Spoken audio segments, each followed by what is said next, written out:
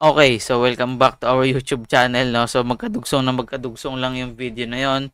No, I'll just cut it and then ito na yung ating second part ng video. So this is going to be for the BNB chart, no? So BNB chart on the daily time frame as well. Kung papansin nyo, hindi ko lang kung na-share ko na to before kasi matagal tayong hindi nakapag-upload, but here's a triangle. The target is roughly around 753.63 area. And again, hindi pa naman siya na-invalidate since hindi pa siya lumalampas dito sa role reversal na to. Dati siyang resistance, pwede siya ngayon maging support.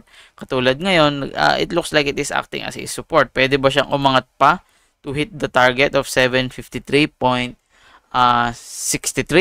Pwede, that is possible. Pero for me, ang nakikita ko na isa pang something na pwede pa nating matrade sa kanya is if you're going to put out this price action, no? Kung mapapansin nyo, dito sa ating price action is meron siyang series of a high and a higher high. That is going to be on the daily time frame. Ayan, kita dito.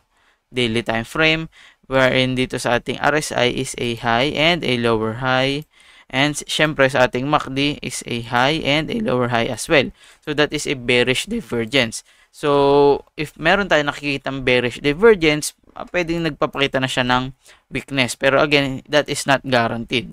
No, para magkaroon tayo ng mas more confident with that, pwede tayo maghintay or maghintay dito ng another break of structure. Katulad ng pinakita natin sa part 1, pwede tayo maghintay dito ng break of structure. Let's say nagkaroon na ng break of structure dito, no?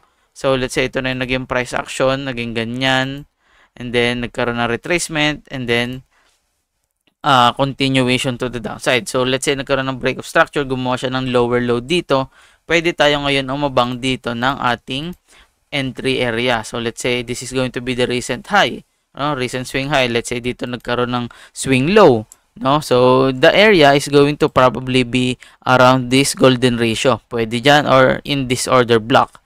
Pwede dyan, pwede dito, anywhere between these two areas. Pwede. Again, kailangan muna nating makita yung break of structure. If ever na dito siya mag-hit or mag-retrace sa golden ratio, golden pocket, kukunin natin yung target, syempre, no?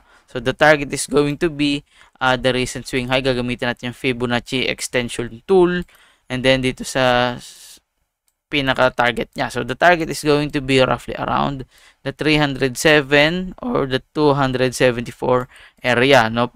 Normally diyan nagta-target yan, pero again, since this is the golden ratio, pwede tayo diyan magkuha ng target natin, no? So ayun lang siguro for the second video. Again, hindi ko sinabing i-trade nyo to, no? Nakita ko lang to as a potential trade opportunity. This is not yet guaranteed na mangyayari, pero again, tingnan natin, no? It is recorded yun. Kung makikita nyo dito, hindi pala kita, June 20, no? So tingnan natin kung anong mangyayari sa kanya sa mga susunod na araw. Yun lang, again, huwag nyo kalimutan mag-like, comment at subscribe dito sa ating YouTube channel. I-share nyo rin, no, kung makikita nyo sa Facebook.